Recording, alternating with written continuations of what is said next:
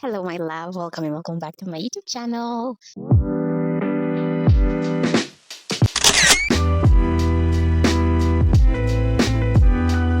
Welcome to my July reads and reviews. So, I started July with the book Never Thought I'd End Up Here by Anne Liang, which I gave 3.75 stars. Don't expect you to know the names of any of these characters.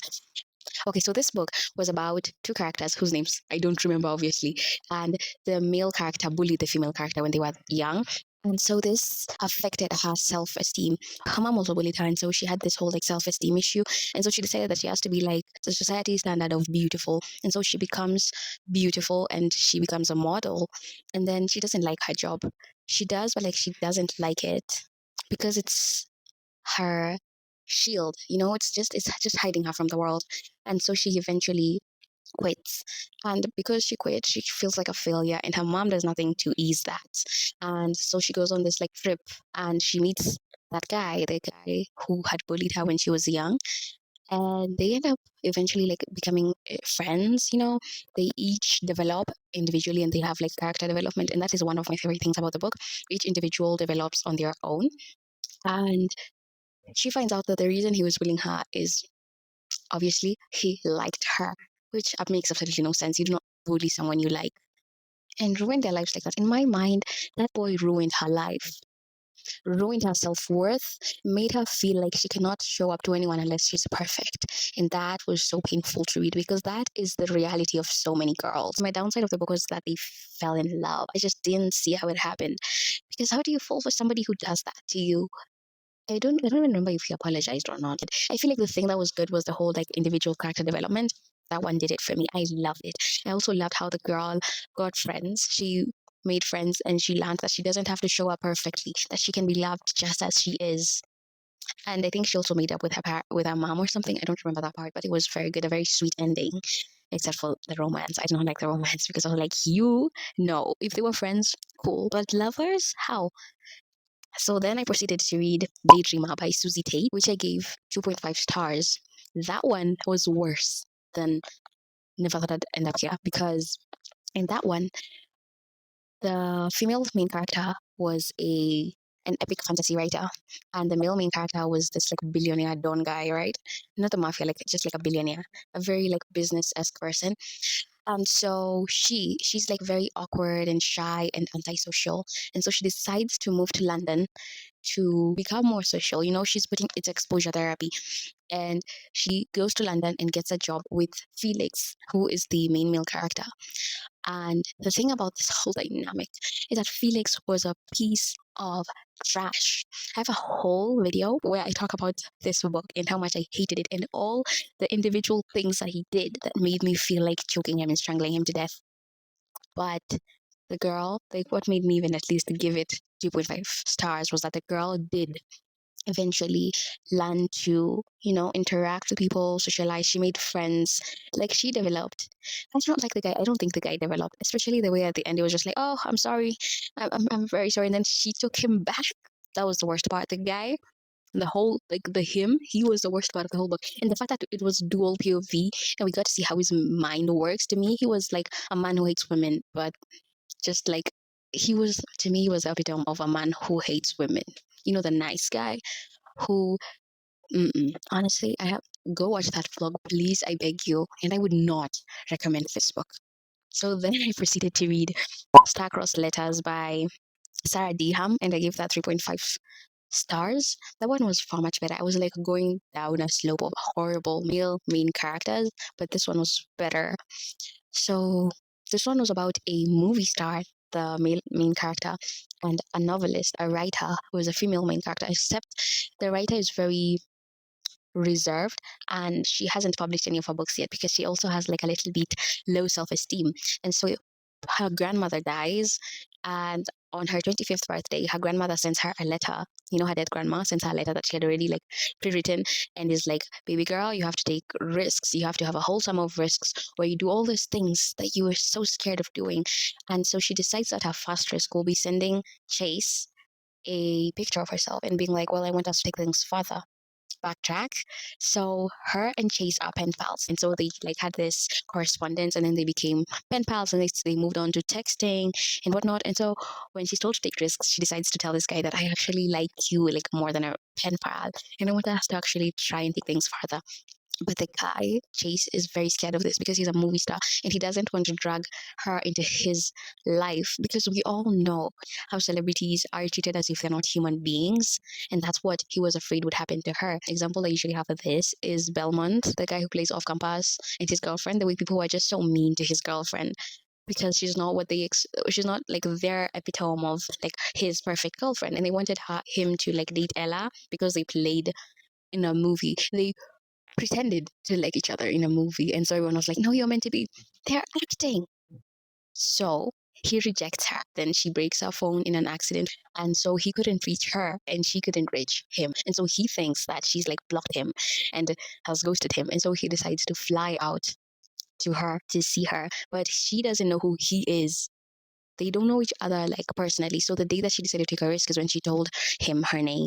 Anyway, he goes out to see her and then they become friends IRL. And eventually he realizes that he really, really likes her and is willing to take all these risks. And yeah, it was really sweet. It was a really sweet, cheesy romance. Honestly, had amazing writing and I loved the characters in that book. So I gave it 3.5 stars. Then I read A Game of Cat and Witch by Ruby Rune. That was a paranormal romantasy. I think that's what I keep calling it, but I'm not sure. I loved it. It was so unlike things I've read. It was very like new genre to me, and that's why I think I really enjoyed it.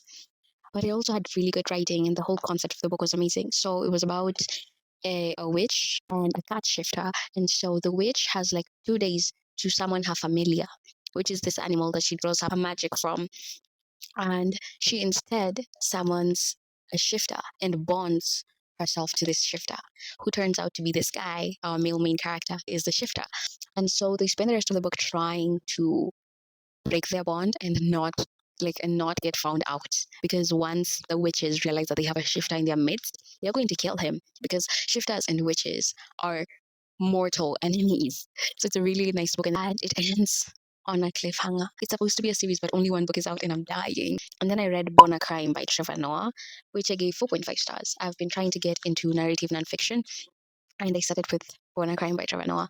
Oh my god, it was so fun. It was so interesting to read. It was like a surprise to me because I did not think I would enjoy it as much because it is nonfiction. So I thought that it would be boring, a little bit boring. It was amazing. The man is funny and it helped me learn about like apathy. It helped me see this whole big like thing that happened, like this important piece of South African history. It helps me see this in a nobody's point of view. I'm so sorry, Trevor, but I got to see the story from a nobody, from somebody who just existed and found the system there. And like that book, it also frustrated me. It was so, my god. And then I also loved one of my favorite characters in that book, who is also a real human being, is Trevor Noah's mother. Her whole overarching idea or like belief that you are not where you are, like the whole that you have to expose yourself because your limit is not your four walls. You have to see that the world is more than just what you see. Like, it was so beautiful, it was so amazing, I loved it. Oh my god, Dictionary Moto. So let's hurry the fuck up. Then I proceeded to read A Witch's Guide to Fake Dating a Demon by Sarah Hawley, which I gave 2.5 stars. I read that one because I was craving more like A Game of Cat and Witch by Ruby Rune. Although it did not deliver the same, but it was very cutesy. The only thing I did not like about this one is that it was too spicy for me, and I kept putting it down, which kind of like reduced my liking of the book, I think. Then I read the whole Percy Jackson series, which I just completed. Yes, no, 2 days ago, and now I'm watching the movies. I have a whole vlog about that one, and I think it will be out before this video. So stay tuned. Or maybe after this video, I'm not sure, but stay tuned. Loved it. The whole series gets 4 stars from me. It was amazing. Way beyond what I expected. It was it was shocking that I liked it that much, and I was so hooked. I cannot put it down. I loved it. Then I read The Deep by River Solomon, which I gave 5 stars. That was my first 5 stars. I have a vlog reading this novel.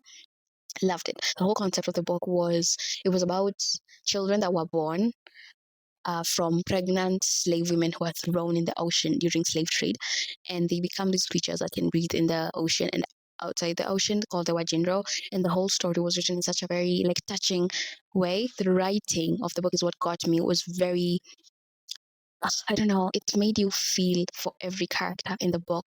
And I love the main character, Yetu. The whole concept of that book was so amazing. I would recommend anyone and everyone to read that book. I have a vlog on it, so go watch that. I could explain it. My mic is about to turn off, so let's just move on. Just know that that is one of the, like, if you get anything out of this video, go read The Deep by Rivers Solomon. Oh, mic doesn't work anymore. Okay, then I proceeded to read Wild Wild Cowboy by Elizabeth Wright, which I gave 3.5 stars. That was just a very like giggly romance. It was nothing but a romance. It was so good. Although there was like very heavy themes in the book. There was suicidal thoughts, and there was like religious, I don't know what to call it. So it's about our two characters. There's Zach, the male main character. And the female character was Hannah. And Hannah went through this whole experience where she was married off to an old man while she was when she was 14. So the whole thing's like religious cult. She was part of a cult, a polygamous religious cult, and it really traumatized her. And she got a physical manifestation of her trauma where she could not during intercourse. And so the fun thing about the book is that Zach takes her through this whole journey of learning her body, and it was amazing. It was so amazing. And then Zach's lore is that he was a professional bull rider or something. I don't know. And he broke his spleen, and so he cannot keep doing that. And that to him was like the end of the world. And so he basically had like, oh my god, now what? I'm done. Like, I'm not needed anymore. That was my one thing. Until he becomes suicidal. They really help each other. It was really sweet. It was really lovely, and it was really spicy. But it was not that spicy. It was like good spicy. It was not like cringe spicy. Like the whole book is spice. It was actually like very. It was not just like a spiciness just thrown in for no reason. I think it was very like deliberate. It was very good. Is what I'm saying. Trying to say. Now I have a thing for cowboys. It was so good. It was so sweet. I loved it, and I'm going to read, I think, the first two books in this series, and I don't remember the name of the series. Sorry, I'll write it down here. And those were all the books that I read in the month of July. And then I have to tell you what I'm currently reading. I have been reading The Irresistible Urge to Fall for Your Enemy by Bridget Knightley. I like it. Not what I usually read, but I'm open to it. I feel like once I sit down and really get into it, I will love it. I've also started A Long Walk to Freedom by Nelson Mandela. Started it in July. Today is the 2nd of August, by the way. So I started it last month, and I'm hoping to keep reading it this month because it's honestly really interesting. And then I'm also reading Twanged by Carol Higgins Clark. I don't even remember when I started reading this book, but I'm still reading it. I've been so distracted with all these other books, and so I'm thinking once I really sit down with it, I will enjoy it, hopefully. Because every time I actually sat with it, I did enjoy it, even though I still hate Chapi Tinka. I feel like I've said this in another vlog. I hate one of the characters whose name is Chapi Tinka. He's a 54 or like 52-year-old man who is the most immature character I've ever laid my eyes upon. I did not like him. And then I saw the Neft, Pride and Prejudice. Was it July or June? I'm not sure. But I saw the Neft, Pride and Prejudice. Now, our August must read, and I'm going to be reading a thriller, a romance, a narrative nonfiction, a literary fiction, and a historical fiction book. So for the thriller, I'll be reading With a Vengeance by Riley Sager. Riley Sager is my guy, is my dude. And so I have to read one of his books. I've been missing him. And then my romance is going to be Before We Were Strangers by Renee Cardlino. I've had this book on my TBR for forever, and I'm finally going to pick it up and read it. It's supposed to make me cry, I'm sure. So I'm really excited. And then my narrative nonfiction is going to be Long Walk to Freedom by Nelson Mandela. I read Apathy from the point of view of a nobody. I want to read Apathy from the point of view of the guy who basically overcame apathy, Nelson Mandela. So I want to read his story. And for my literary fiction, I'm going to be reading The Book of Memory by, I don't remember who it's by, but it's going to be here. I saw it when I was like in a bookshop, and I was like, oh, sounds really interesting. It's about Zimbabwe. I think it's about like politics of Zimbabwe. I think we're following a female characters in. I'm not very sure what it's about, but it seems really interesting from what I can tell thus far, and I have it already, so I'm going to be reading it. And then historical fiction, I'm going to be reading Harlem Rhapsody I don't remember who the author is, and I'm very excited to read it, especially because I read was it? I don't remember which book I read. It has this whole like Harlem thing going on. I think it's Kennedy Knight. It's a book that I read. Oh my god, I swear to God, it was a big book. The one where she meets this guy in like a garden, and he ends up being like this being who doesn't age or like was cast. Oh, and she's a florist, and her parents and her family do like death stuff. They own a morgue or something. Which book is that? Is it real? No, real is the one with Canon. A love story for Ricky Wilde. A love song for Ricky Wilde by Tia Williams, right? Yeah, yeah. So that's the reason I want to read Harlem Rhapsody. I'm so excited. Those are my August must reads. And that is my update. That is what I read and what I plan to read.